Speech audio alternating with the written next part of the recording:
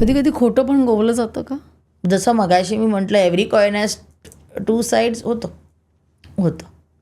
आता आम्हाला तो चॉईस नाही आहे की खोटं की खरं. You have to accept a brief, कारण तुम्ही क्लायंटला नाही बोलू शकत नाही आहात. पण आहे, बऱ्याच वेळेला आहे, टू एन एक्सटेंड असतं. आता एक फार पूर्वी मी केलेली ही केस मला आठवते. आपण म्हणतो प्रोफाईल कशी सिलेक्ट करावी. MD मुलगी होती, आईवडिलांनी बघितलं सर्जन मुलगा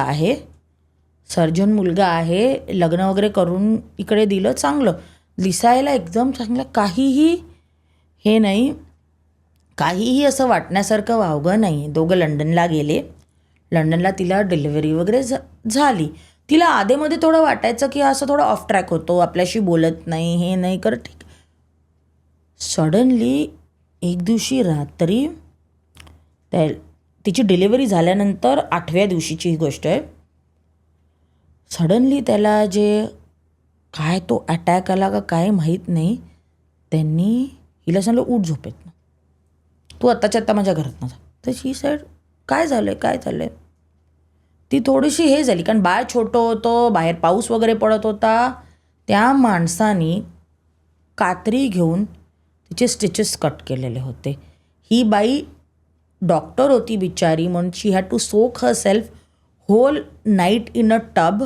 मेडिकेशन कसं तरी कोणी सकाळच्या पहाटेच्या पहिल्या प्रहरी बाळाला घेऊन पळून ती इथे आलेली होती. आणि नंतर थोडंसं इन्क्वायरी केल्यावर कळलं की त्या माणसाला बायपोलर डिझीज होतं. बापरे. हे थोडंसं हे नाही, म्हणजे काहीच चौकशी केली नव्हती, काही नाही. दुसरं असाच एक डॉक्टर होता, इकडच्याच एका मुलीशी केलं लग्न. मला अनफॉर्च्युनेटली असं काही वेळेला वाटतं की काही ठिकाणून ना आपल्या समाजामध्ये डॉक्टरचं स्थळ आलं की विदाऊट व्हेरिफिकेशन आईवडील तयार होऊन जातात की डॉक्टर कांट डू रॉंग.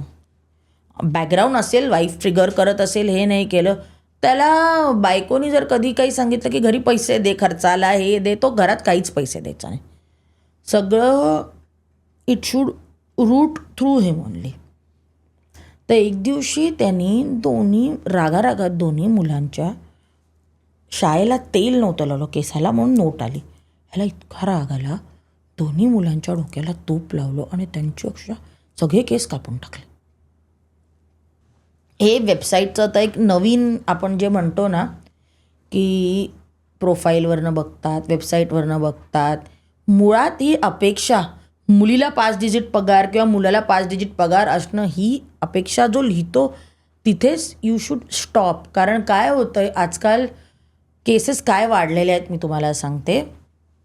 चांगली कमवणारी मुलगी, हिच्याशी लग्न करायचं, मग तिच्या नावावर लोन्स घ्यायची, काही काळ EMI भरायचे, नंतर ते EMI भरणं बंद करायचे, आणि कसं लोन वेगळ्या वेगळ्या ठिकाणून घ्यायची, आणि त्या मुलींवर मग सगळीकडे केसेस होतात. मुंबई म्हणा, चेन्नई म्हणा, कलकत्ता म्हणा, दिल्ली म्हणा, बँगलोर म्हणा, गुजरात म्हणा. त्या मुलींनी कुठे कुठे फिरायचं आहे त्या केसेससाठी. आणि आपल्याला माहिती आहेच लोन रिकव्हरी एजंट कुठल्या सभ्य भाषेत बोलतायत. हा एक वेगळ्या प्रकारचा नवीन फ्रॉड आहे की बायको थोडीशी चांगली कमवणारी, तो एकदम चांगली एज्युकेटेड घरातली करायची, आणि मग तिच्या नावावर लोन्स घ्यायचे किंवा टॉपअप्स करत राहायचे, आणि स्वतःला इनिशियली कोबॉरोवर ठेवायचं, नंतर ते काढून घ्यायचं, फ्लॅट्स घ्यायचे बायकोच्या नावावर, लोन्स घ्यायची, EMIs भरायचे नाही, फ्लॅट ऑक्शन होऊन द्यायचे. हे पण खूप प्रकार चाललेले आहेत. असे लोन्स घेतलेले केस बघितली आहे तू? आहेत. एक आत्ता रिसेंटली एक फ्लॅट ऑक्शन झालेला आहे. दुसरी बघितली, बायको MBA आहे आणि तो आपण म्हणतो स्टॉक ॲनालिस्ट आहे. बरेच लोन्स घेतले बायकोच्या नावावर, बायकोच्या नावावर थोडेसे गाळे घेतलेले आहेत.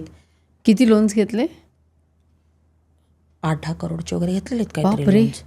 8-10 करोडचे घेतले आणि वेगळ्या वेगळ्या ठिकाणी घेतलेले आहेत. मुंबई, गुजरात, चेन्नई, परत दिल्लीला घेतलेत, राजस्थानला घेतले, जयपूरला घेतलेले आहेत. आणि नंतर काय केलेलं आहे त्यांनी, तिच्याकडनं EMIच्या नावावर चेक्सवर सह्या करून घेतलेल्या होत्या. ते चेकसुद्धा त्या कंपन्यांना दिले. मग हिच्यावर वेगळ्या 138च्या पण वेगळ्या केसेस आहेत, चिटिंगच्या पण केसेस आहेत, सरफेसीज आहेत. म्हणजे काय, कुठे फिरायचं कुठे तिने.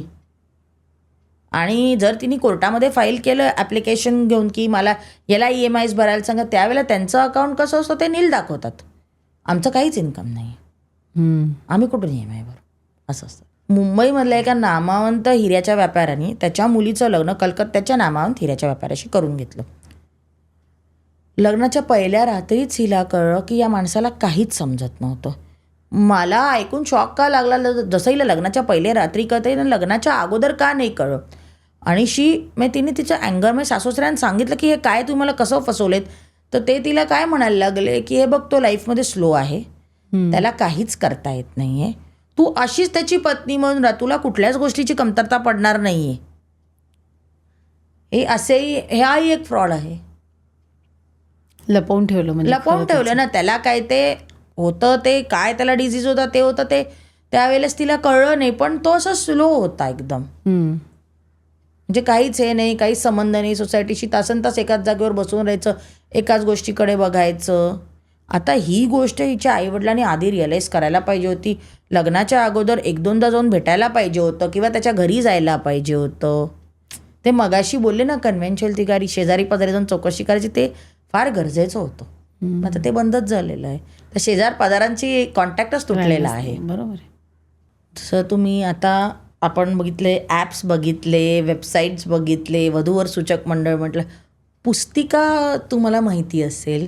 म्हणजे हे जे मॅरेज ब्युरोज असतात ना, ते दर महिन्याच्या स्टार्टला एक पुस्तिका रिलीज करतात 1 तारखेला.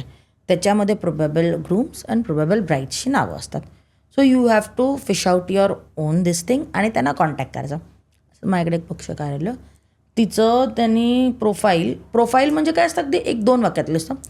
त्यांनी बघितलं ती MBA होती आणि तो कुठेतरी जॉब करता. त्यांनी बघितलं आणि त्यांनी मुलीच्या वडिलांना सांगितलं, नाही आम्हाला आजच तुमच्या मुलीला बघायचं आहे. हे 11 वाजता रात्री मुलीला बघायला आले आणि बघितलं आणि गेले. नंतर यांनी लगेच तिला तिथे बोलवलं, तुम्ही या वगैरे, हे भेटून आले, घर वगैरे बघून आलेले असेल. मुलगी कुठली गोष्ट ही मुलगी पुण्याची, मुलगा अलिबागचा. तिकडे ते गेले भेटायला आणि तिकडे गेल्यावर यांनी सांगितलं आम्हाला कोणी नातेवाईकच नाही आहेत, आहोत ते आम्ही आहोत, आम्हाला भेटा आणि हे करा. लग्न वगैरे फिक्स झालं. लग्न झाल्यानंतर मुलगा आणि मुलगी फिरायला बाहेर गेलेले होते. यांनी तिला, अगं मी तुझा नवराच आहे, हेच आहे, हे करा. काही नाही, आपल्या इंटिमेट मुवमेंट्स रेकॉर्ड करूया. रेकॉर्ड वगैरे हिने करून दिल्या. परत आले, नंतर त्यांच्या कामाला लागले होते.